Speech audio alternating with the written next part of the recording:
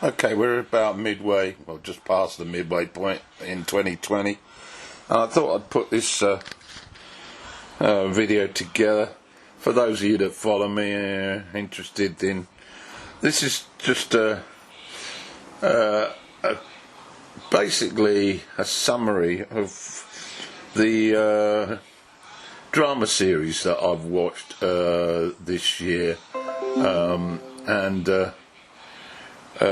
some of these may interest you if you're thinking, well, what should I dip into?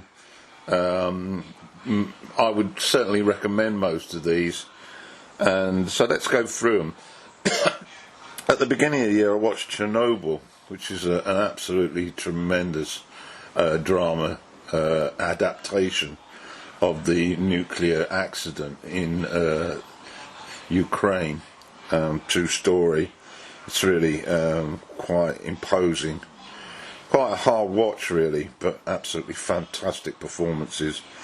I'm going to do a video on it in its entirety, but Chernobyl won lots of awards at the TV Emmys. Next up is The Crown. This is season 3 I watched. The Crown is the dramatised depiction of the reign of Queen Elizabeth II, and we're into the 60s, and we've got a new queen, meaning the actress Olivia Colman is now has taken over from Claire Foy for series 3, and it's still as gripping, and it follows the late 60s with the dipping into family life dysfunction coupled with political events. It's gripping stuff if you're a Brit, and very, very worth a look if you're not. Next up, Succession. I watched the first series of this. This is a slow burner. It's about a family who are extremely rich. They have a huge company, and it's about the positioning of the sons following the owner, chair, manager, director, played by Brian Cox, after he has a stroke. He does recover, but it's involved in the ins and outs of the struggle for the control of this company, set in the US. Next up, Endeavour. I watched all 7 seasons of this. This is a crime pick, and it follows the developing story of a young policeman who becomes a detective, Endeavour Morse. Morse, I'll get on to that later, was a very famous drama series that we witnessed in the 80s and 90s.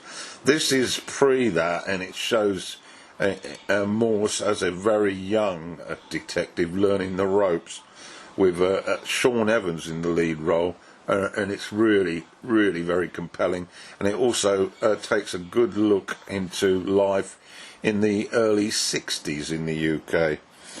Afterlife season 2 is the second season of Ricky Gervais's absolutely fantastic drama about coping with the loss of your loved one, meaning your wife, and he works for a newspaper, and Ricky is it's got comedy in it, but it's also very powerful from a social perspective, and I love it. He's in the lead role, of course. Next up, Tommy. Eddie Falco has been a fan of mine ever since I saw her alongside James Gandolfini in the Sopranos, the crime gangland series that we saw at the turn of the millennium. I then followed her into Nurse Jackie, which was a sort of mixture of comedy and sort of more dark aspects of life in a hospital. and I watched many seasons of that, and I really took to Eddie Falco. So this new series, she's starring as a chief in the Los Angeles Police Department, and she, of course, is a woman, and she's also a lesbian, and it's takes a glimpse at all the stories, crime stories that come her way, and it also has a touch of politics in there, alongside sort of elements of corruption. She once again delivers a first-rate performance. That's Tommy, that's her nickname, and it stars Eddie Falco. Next up is Goliath. I watched season 2 of Goliath. This is about a lawyer, a criminal lawyer, played by Billy Bob Thornton, and I enjoyed the first season. It's fallen dip into the second. In this one, he's a lawyer that tends to get the cases that nobody else really wants. He's a liberal, and he thrives on tackling the establishment and breaking into the seedy, corrupt world. And in this one, he gets involved in a Mexican drug cartel, and it's pretty powerful stuff. Billy Bob's an excellent actor. Next up, I recently saw The Victim, which was a 4-part mini-series starring Kelly O'Donnell. It mirrored the true life story of a film I saw some way back. I think it was called Boy A. It's basically about a young man who gets released from prison on a life sentence, and was detained at Her Majesty's pleasure as a result of murdering a young boy when he was a young boy himself. This is a true life story.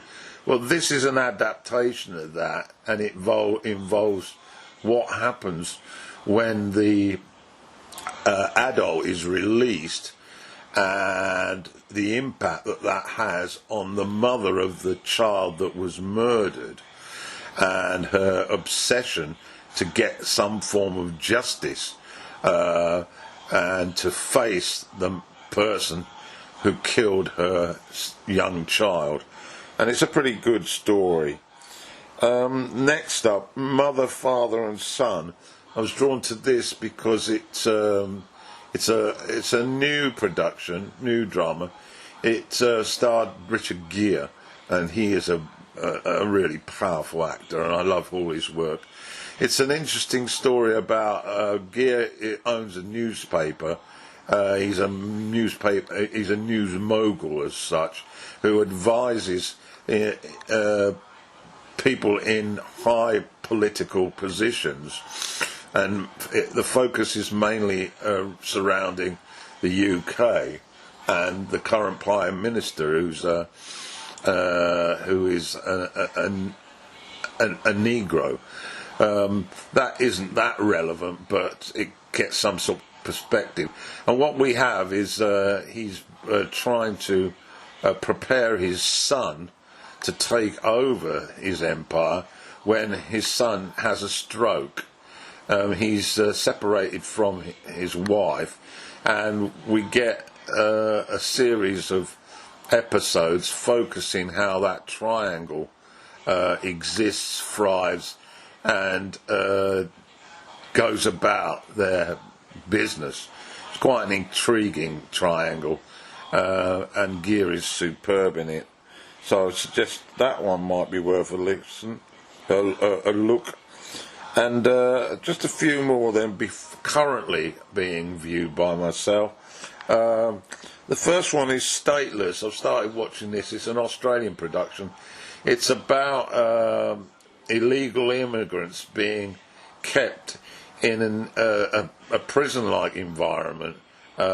These are people that are fleeing to Australia from other countries where they're being persecuted, or they are refugees, and we follow 4 characters that share their lives within the prison fence. And I'm just getting into it. I've had a couple of episodes. One is an Afghan, another is a European woman, who's a young woman who's was conned into working as part of some stunt show, and then thrown out. And then we have 2 characters who work within the setting, and it's based on real life events as well, so that's worth looking at. Inspector Morse, I mentioned him earlier. I went back to him after I watched Endeavour. I'm almost at the end, season 7 now. Enthralling detective drama series starring the late John Thor as Inspector Morse, and Sergeant Lewis as his number 2, played by Kevin Whatley. It's really is a high quality drama about the day-to-day cases and the private life of the inspector. And a recent addition I've started to watch, based on a recommendation by Ricky Gervais on his lockdown YouTube videos, Curb Your Enthusiasm with Larry David. 25-minute episodes about everyday life and how people can be so obnoxious and pedantic and trivializing aspects of life. It's very funny, very realistic, and I'm on to the 2nd season of that, so I've only got about 8 seasons to go. So I think that probably about covers it. So anyway, make of that what you wish. There are a few other things that I have watched which escape my my memory, but doubtless they'll come to me. But that's my summary of drama so far in 2020.